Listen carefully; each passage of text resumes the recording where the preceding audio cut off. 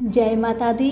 मेरे सभी प्यारे दोस्तों, मैं लक्ष्मी शर्मा बड़ों को चरण स्पर्श, छोटों को प्यार और बराबर वालों को दिल से नमस्कार करती हूँ।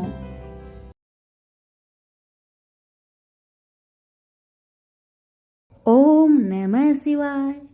आज मैं आप सभी को भगवान शिव के 12 ज्योतिर्लिंग की कथाएं सुनाने जा रही हूँ।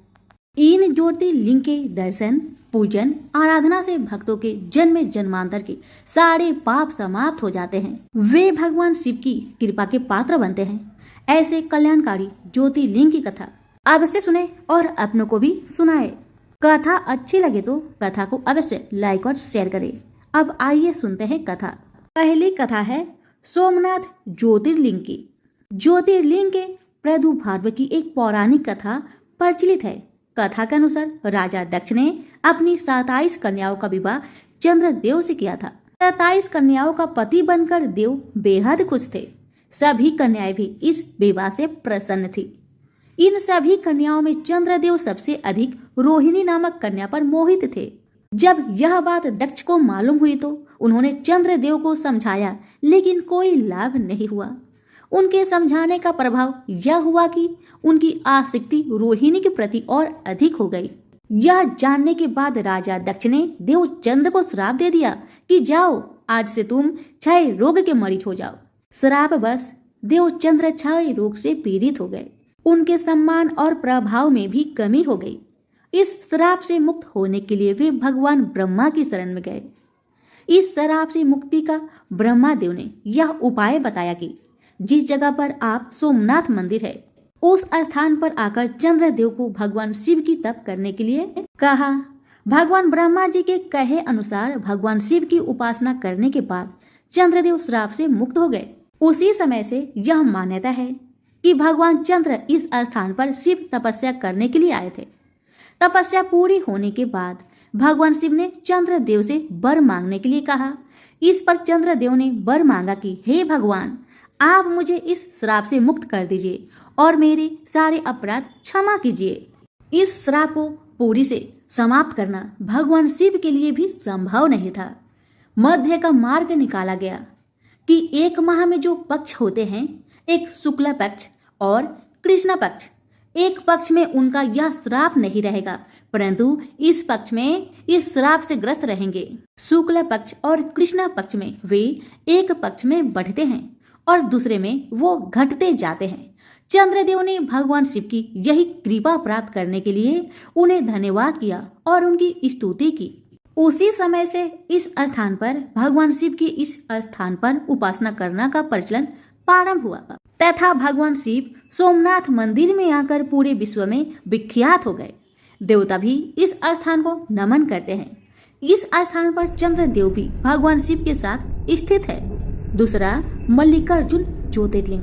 कथा के अनुसार भगवान शंकर के दोनों पुत्रों में आपस में इस बात पर विवाद उत्पन्न हो गया कि पहले किसका विवाह होगा। जब श्री गणेश और श्री कार्तिकेय जब विवाद में किसी हल पर नहीं पहुंच पाए तो दोनों अपना अपना मत लेकर भगवान शंकर और माता पार्वती के पास गए। अपने दोनों पुत्रों को इस प्रकार लड़ता देख पहले माता पिता ने दोनों को समझाने की कोशिश की, परंतु जब वे किसी प्रकार से गणेश और कार्तिकेय को समझाने में सफल नहीं हुए तो उन्होंने दोनों के सामने एक शर्त रखी। दोनों से कहा कि आप दोनों में से जो भी पृथ्वी का पूरा चक्कर सबसे पहले लगाने में सफल रहेगा, उसी का सबसे पहले विवाह कर दिया जाएगा। विवाह की यह शर्त सुनकर दोनों को बहुत प्रसन्नता हुई। कार्तिकेय का वाहन क्योंकि मयूर है, इसलिए वे तो शीघ्र ही अपने वाहन पर सवार होकर इस कार्य को पूरा करने के लिए चल दिए। परंतु समस्या थी श्री गणेश के सामने। उनका वाहन तो था मूषक और मूषक मंद गति जीव है। अपने वाहन की गति का विचार आते ही श्री गणेश समझ गए कि वे इस प्रतियोगिता में इस वाहन से नहीं जीत सकते हैं। श्री गणेश है चतुर बुद्धि, तभी तो उन्हें बुद्धि का देव स्थान प्राप्त है। बस उन्होंने क्या किया, उन्होंने प्रतियोगिता जीतने का एक मध्य मार्ग निकाला और शास्त्रों का अनुसरण करते हुए अपने माता पिता की प्रदक्षिणा करनी प्रारंभ कर दी। शास्त्रों के अनुसार माता पिता भी पृथ्वी के समान होते हैं। माता पिता उनकी बुद्धि की चतुरता को समझ गए और उन्होंने भी श्री गणेश को कामना पूरी होने की आशीर्वाद दे दिया। शर्त के अनुसार श्री गणेश का विवाह रिद्धि और सिद्धि दोनों कन्याओं से कर दिया गया। पृथ्वी की प्रदक्षिणा करके जब कार्तिकेय वापस लौटे तो उन्होंने देखा कि श्री गणेश का विवाह तो हो चुका है और वे शर्त हार गए। श्री गणेश की बुद्धिमानी से कार्तिकेय नाराज होकर श्री शैल पर्वत पर चले गए। शैल पर माता पार्वती अपने पुत्र कार्तिकेय को समझाने के लिए गई और यहाँ भगवान शंकर भी ज्योतिर्लिंग के रूप में अपनी पुत्र से आग्रह करने के लिए पहुंच गए। उसी समय से श्री शैल पर्वत पर मल्लिकार्जुन ज्योतिर्लिंग की स्थापना हुई और इस पर्वत पर शिव का पूजन करना पुण्यकारी हो गया। श्री मल्लिकार्जुन मंदिर निर्माण कथा। इस पौराणिक कथा के अलावा भी श्री मल्लिकार्जुन ज्योतिर्लिंग के संबंध में एक किंवदंती भी प्रसिद्ध है। किंवदंती के अनुसार एक समय की बात है, श्री शैल पर्वत के निकट एक राजा था जिसका नाम चंद्रगुप्त था। उस राजा की एक कन्या थी। वह कन्या अपनी किसी मनोकामना की पूर्ति हेतु महलों को छोड़कर श्री शैल पर्वत पर स्थित एक आश्रम में रह रही थी। उस कन्या के पास एक सुंदर गाय थी। प्रति रात्रि जब कन्या सो जाती थी तब उसकी गाय का दूध कोई दोह ले जाता था। एक रात्रि कन्या सोई ही नहीं और जाकर चोर को पकड़ने का प्रयास करने लगी। रात्रि हुई, चोर आया। कन्या चोर को पकड़ने के लिए उसके पीछे भागी, परंतु कुछ दूरी पर जाने पर उसे केवल वहां शिवलिंग ही मिला। कन्या ने उसी समय उस शिवलिंग पर श्री मल्लिकार्जुन मंदिर का निर्माण कार्य कराया। प्रत्येक वर्ष यहाँ शिवरात्रि के अवसर पर एक विशाल मेला का आयोजन किया जाता है। वही स्थान आज श्री मल्लिका अर्जुन ज्योतिर्लिंग के नाम से प्रसिद्ध है। इस ज्योतिर्लिंग के दर्शन करने से भक्तों की इच्छा की पूर्ति होती है और वह व्यक्ति इस लोक में सभी भोग भोगकर अन्य लोक में भी श्री विष्णु धाम में जाता है। तीसरी कथा महाकालेश्वर ज्योतिर्लिंग की। महाकालेश्वर ज्योतिर्लिंग की स्थापना से संबंधित प्राचीन कथा प्रसिद्ध है। कथा के अनुसार एक बार अवंतिका नाम के राज्य में राजा वृषभसेन नाम के राजा राज्य करते थे। राजा वृषभसेन भगवान शिव के अनन्य भक्त थे। अपनी दैनिक दिनचर्या का अधिकतर भाग वे भगवान शिव की भक्ति में लगाते थे। एक बार पड़ोसी राजा ने उनके राज्य पर हमला कर दिया। राजा वृषभसेन अपने साहस और पुरुषार्थ से इस युद्ध को जीतने में सफल रहा। इस पर पड़ोसी राजा ने युद्ध में विजय प्राप्त करने के लिए अन्य किसी मार्ग का उपयोग करना उचित समझा। इसके लिए उसने एक असुर की सहायता ली। उस असुर को अदृश्य होने का वरदान प्राप्त था। राक्षस ने अपनी अनोखी विद्या का प्रयोग करते हुए अवंतिका राज्य पर अनेक हमले की। इन हमलों से बचने के लिए राजा वृषभसेन ने भगवान शिव की शरण लेनी उपयुक्त समझी। अपने भक्त की पुकार सुनकर भगवान शिव वहां प्रकट हुए और उन्होंने स्वयं ही प्रजा की रक्षा की। इस पर राजा वृषभसेन ने भगवान शिव से अवंतिका राज्य में ही रहने का आग्रह किया, जिससे भविष्य में अन्य किसी आक्रमण से बचा जा सके। राजा की प्रार्थना सुनकर भगवान वहां ज्योतिर्लिंग के रूप में प्रकट हुए और उसी समय से उज्जैन में महाकालेश्वर की पूजा की जाती है। चौथी कथा ओमकारेश्वर ज्योतिर्लिंग की। एक बार विंध्या पर्वत ने भगवान शिव की कई माह तक कठिन तपस्या की। उनकी इस तपस्या से प्रसन्न होकर शंकर जी ने उन्हें साक्षात दर्शन दिए और विंध्या पर्वत से अपनी इच्छा प्रकट करने के लिए कहा। इस अवसर पर अनेक ऋषि और देव भी उपस्थित थे। विंध्या पर्वत की इच्छा के अनुसार भगवान शिव ने ज्योतिर्लिंग के दो भाग किए। एक का नाम ओमकारेश्वर रखा तथा दूसरा ममलेश्वर रखा। ओमकारेश्वर में ज्योतिर्लिंग के दो रूपों की पूजा की जाती है। ओमकारेश्वर ज्योतिर्लिंग से संबंधित अन्य कथा के अनुसार भगवान के महान भक्त अम्बरीश और मुचुकुंद के पिता सूर्यवंशी राजा मन्यधाता ने इस स्थान पर कठोर तपस्या करके भगवान शंकर को प्रसन्न किया था। उस महान पुरुष मन्यधाता के नाम पर ही इस पर्वत का नाम मन्यधाता पर्वत हो गया। पांचवी कथा केदारनाथ ज्योतिर्लिंग की। केदारनाथ महादेव के विषय में कई कथाएं हैं। स्कंद पुराण में लिखा है कि एक बार के क्षेत्र के विषय में जब पार्वती जी ने शिव से पूछा तब भगवान शिव ने उन्हें बताया कि केदार क्षेत्र उन्हें अत्यंत प्रिय है। वे यहाँ सदा अपने गणों के साथ निवास करते हैं। इस क्षेत्र में वे तब से रहते हैं जब उन्होंने सृष्टि की रचना के लिए ब्रह्मा का रूप धारण किया था। स्कंद पुराण में इस स्थान की महिमा का एक वर्णन यह भी मिलता है कि एक बहेलिया था जिसे हिरन का मांस खाना अत्यंत प्रिय था। एक बार शिकार की तलाश में केदार क्षेत्र में आया। पूरे दिन भटकने के बाद भी उसे शिकार नहीं मिला। संध्या के समय नारद मुनि इस क्षेत्र में आए तो दूर से बहेलिया उन्हें हिरन समझकर उन पर बाण चलाने को तैयार हुआ। तब तक वह बाण चलाता सूर्य पूरी तरह डूब गया। अंधेरा होने पर उसने देखा कि एक सर्प मेढक को निगल रहा है।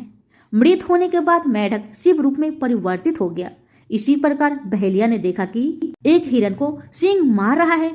मृत हिरन शिव गणों के साथ शिवलोक जा रहा है। इस अद्भुत दृश्य को देखकर बहेलिया हैरान था। इसी समय नारद मुनि ब्राह्मण वेश में बहेलिया के समक्ष उपस्थित हुए। बहेलिया ने नारद मुनि से इन अद्भुत दृश्यों के विषय में पूछा। नारद मुनि ने उसे समझाया कि यह अत्यंत पवित्र क्षेत्र है। इस स्थान पर मृत होने पर पशु पंछियों को भी मुक्ति मिल जाती है।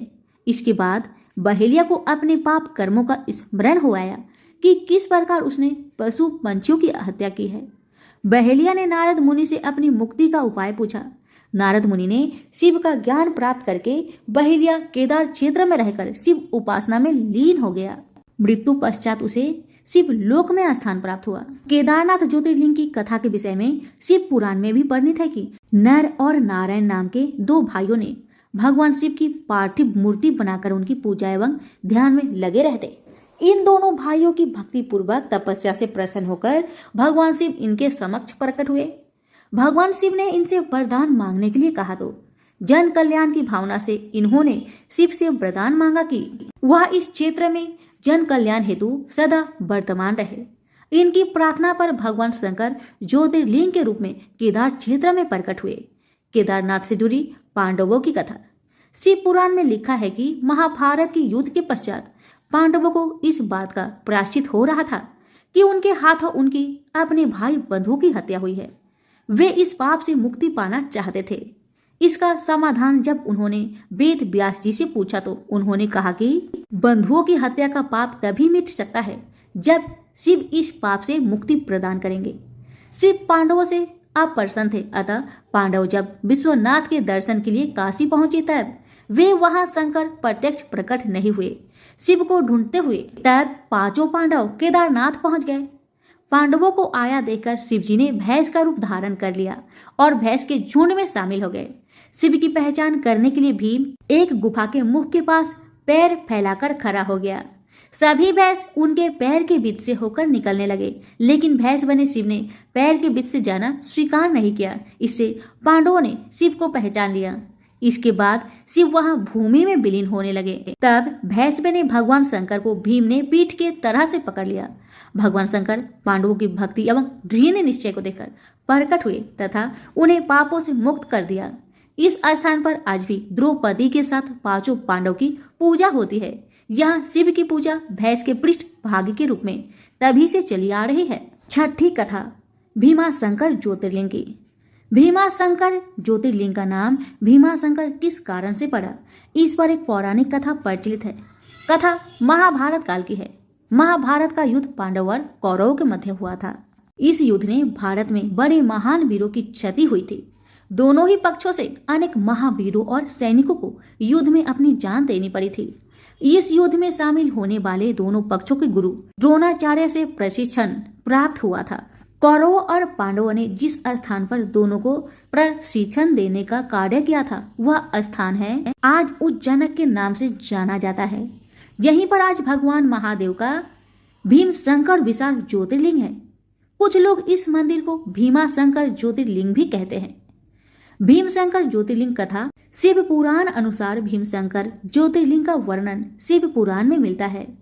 शिव पुराण में कहा गया है कि पुराने समय में भीम नाम का एक राक्षस था। वह राक्षस कुंभकर्ण का पुत्र था, परंतु उसका जन्म ठीक उसके पिता की मृत्यु के बाद हुआ था। अपने पिता की मृत्यु भगवान राम के हाथों होने की घटना की उसे जानकारी नहीं थी। समय बीतने के साथ जब उसे अपने माता से इस घटना की जानकारी हुई तो वह श्री राम भगवान राम का वध करने के लिए आतुर हो गया। अपने उद्देश्य को पूरा करने के लिए उसने अनेक वर्षों तक कठोर तपस्या की। उसकी तपस्या से प्रसन्न होकर उसे ब्रह्मा जी ने विजयी होने का वरदान दिया। वरदान पाने के बाद राक्षस निरंकुश हो गया। उससे मनुष्यों के साथ साथ देवी देवताओं भी भयभीत रहने लगे। धीरे धीरे सभी जगह उसके आतंक की चर्चा लगी। युद्ध में उसने देवताओं को भी परास्त करना प्रारंभ कर दिया। जहां वह जाता मृत्यु का तांडव होने लगता। उसने सभी और पूजा पाठ बंद करवा दिया। अत्यंत परेशान होने के बाद सभी देव भगवान शिव के शरण में गए। भगवान शिव ने सभी को आश्वासन दिलाया कि वे इसका उपाय निकालेंगे। भगवान शिव ने राक्षस को नष्ट कर दिया। भगवान शिव से सभी देवों ने आग्रह किया कि वे इसी स्थान पर शिवलिंग रूप में विराजित हो। उनकी इस प्रार्थना को भगवान शिव ने स्वीकार किया और वे भीमा शंकर ज्योतिर्लिंग के रूप में आज भी यहाँ विराजित है। सातवीं कथा वैद्यनाथ ज्योतिर्लिंग की। पौराणिक कथाओं के अनुसार यह ज्योतिर्लिंग लंकापति रावण द्वारा यहाँ लाया गया था। इसकी एक बड़ी ही रोचक कथा है। रावण भगवान शंकर का परम भक्त था। शिव पुराण के अनुसार एक बार भगवान शिव को प्रसन्न करने के लिए रावण हिमालय पर्वत पर जाकर शिवलिंग की स्थापना करके कठोर तपस्या करने लगा। कई वर्षों तक तप करने के बाद भी भगवान शंकर प्रसन्न नहीं हुए। तब रावण ने शिव को प्रसन्न करने के लिए अपने सिर की आहुति देने का निश्चय किया। विधिवत पूजा करते हुए दशानन रावण एक एक करके अपने 9 सिरों को काटकर शिवलिंग पर चढ़ाता गया। जब 10वां सिर काटने वाला था तब भगवान शिव वहां प्रकट हुए और रावण को वरदान मांगने के लिए कहा। रावण को जब इच्छित वरदान मिल गया तब उसने भगवान शिव से अनुरोध किया कि वह उन्हें अपने साथ लंका ले जाना चाहता है। शिव ने रावण से कहा कि वह उसके साथ नहीं जा सकते, वह चाहे तो यह शिवलिंग ले जा सकता है। भगवान शिव ने रावण को वह शिवलिंग ले जाने को दे दिया, जिसकी पूजा करते हुए उसने 9 सिरों की भेंट चढ़ाई थी। शिवलिंग को ले जाते समय शिव ने रावण से कहा कि इस ज्योतिर्लिंग को रास्ते में कहीं भी भूमि पर मत रखना, अन्यथा ये वहीं पर स्थापित हो जाएगा। भगवान विष्णु नहीं चाहते थे कि यह ज्योतिर्लिंग लंका पहुंचे, अतः उन्होंने गंगा से रावण के पेट में सामने का अनुरोध किया। रावण के पेट में जैसे ही गंगा पहुंची, रावण के अंदर मूत्र करने की इच्छा प्रबल हो उठी।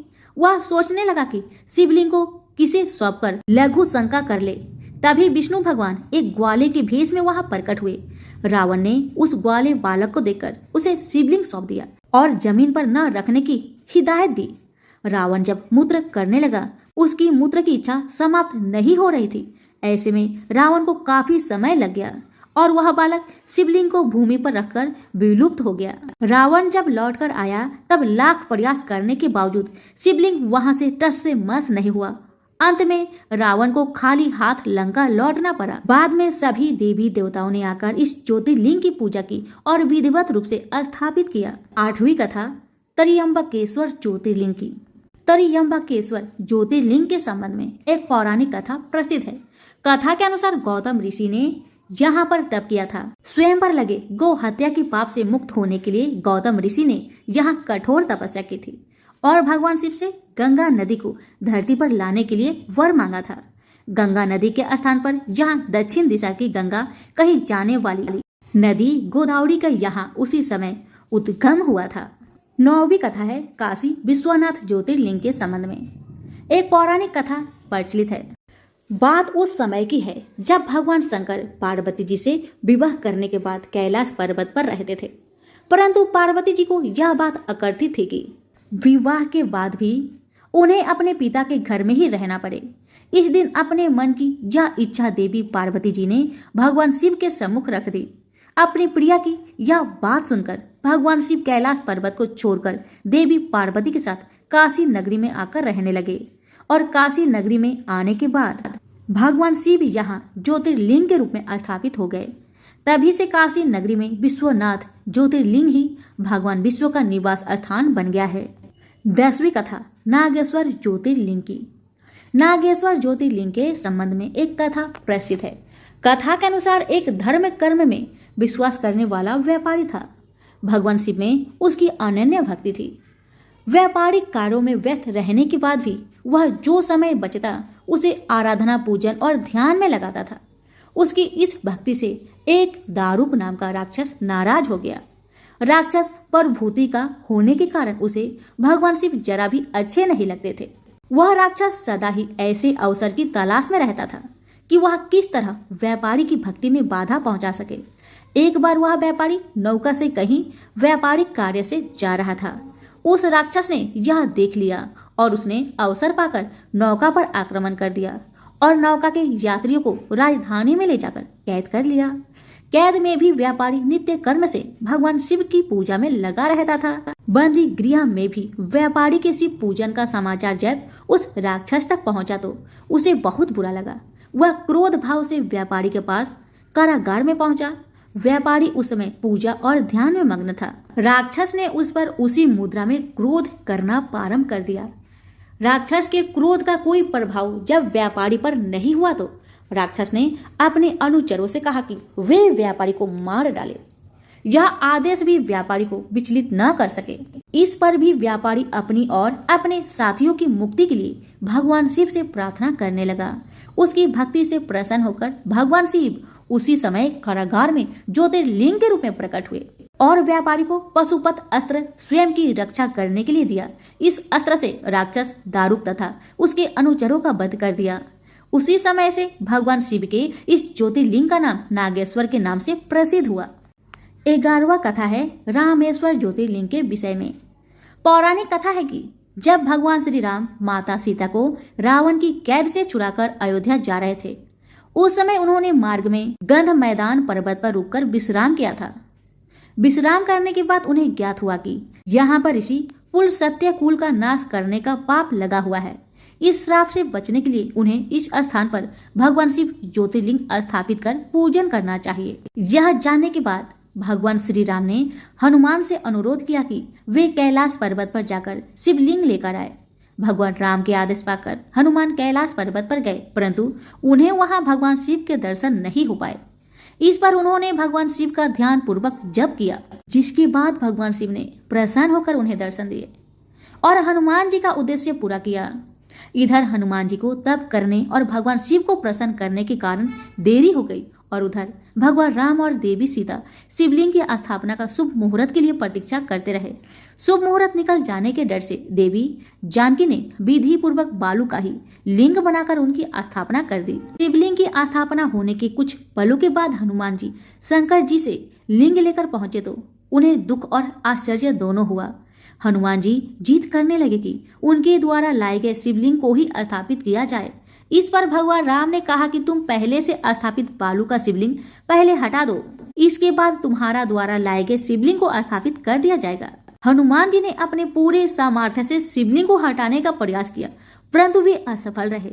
बालू का शिवलिंग अपने स्थान से हिलने के स्थान पर हनुमान जी की लहूलुहान हो गए। हनुमान जी की यह स्थिति देखकर माता सीता रोने लगी और हनुमान जी को भगवान राम ने समझाया कि शिवलिंग को उसके स्थान से हटाने का जो पाप तुमने किया, उसी के कारण उन्हें यह शारीरिक कष्ट झेलना पड़ा। अपनी गलती के लिए हनुमान जी ने भगवान राम से क्षमा मांगी और जिस शिवलिंग को हनुमान जी ने कैलाश पर्वत से लेकर आए थे, उसे भी समीप ही स्थापित कर दिया गया। इस लिंग का नाम भगवान राम ने हनुमदेश्वर रखा। इन दोनों शिवलिंगों की प्रशंसा भगवान श्री राम ने स्वयं अनेक शास्त्रों के माध्यम से की है। आखिरी और 12वीं कथा है कृष्णेश्वर ज्योतिर्लिंग की। भारत के दक्षिण प्रदेश के देवगिरी पर्वत के निकट सुकर्मा नामक ब्राह्मण और उसकी पत्नी सुदेश निवास करते थे। दोनों ही भगवान शिव की परम भक्त थे, परंतु इनके कोई संतान न थी।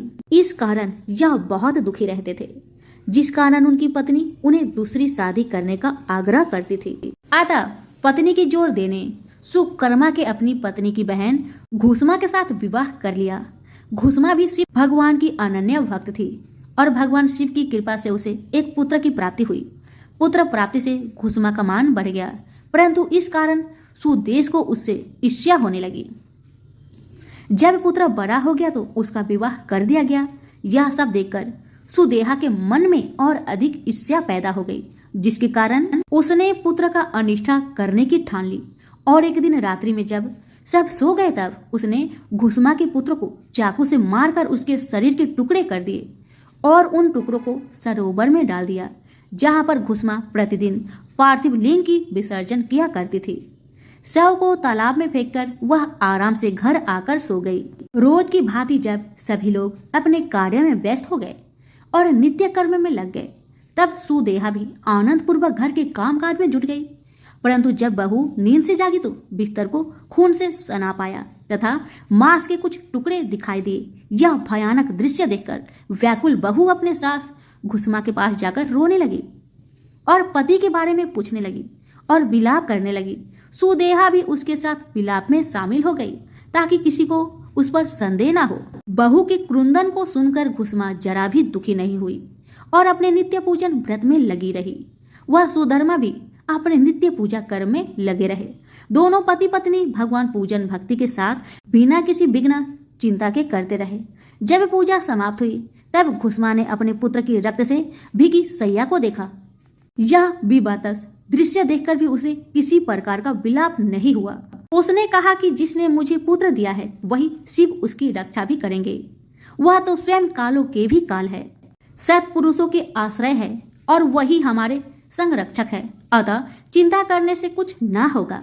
इस प्रकार के विचार कर उसने शिव भगवान को याद किया, धैर्य धारण और शोक से मुक्त हो गए और प्रतिदिन की तरह शिव मंत्र ओम नमः शिवाय उच्चारण करती रही तथा पार्थिव लिंगों को लेकर सरोवर के तट पर गई। जब उसने पार्थिव लिंगों को तालाब में प्रवाहित किया तो उसका पुत्र सरोवर के किनारे खड़ा हुआ दिखाई पड़ा।